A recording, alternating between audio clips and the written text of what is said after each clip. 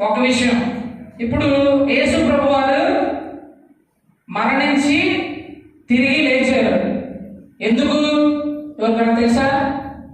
పుట్టి మరణించి తిరిగి లేచారు. ఎందుకు పుట్టారు యేసు ప్రభు వారు? పుట్టకపోతే యేసు ప్రభు వారు చనిపోతారా? చనిపోరు కదా.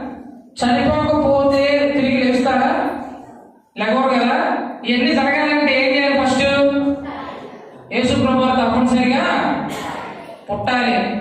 పుట్టారు. పుడితేనే కదా యేసు ప్రభు వారు చనిపోయింది, తిరిగి లేచింది. ఆయన కల్వరిగిరిలో మన కోసం రక్తం కార్చింది. ఓకేనా? నాకు చాలా ఇష్టమైన మాట ఏంటంటే, యేసు రక్తం ప్రతి పాపం నుండి మనలను పవిత్రపరచును. ఓకేనా? అంటే ఆయన రక్తం ద్వారా మనకి మన పాపాలకి విమోచన ఉండేది. అంటే వీటన్ని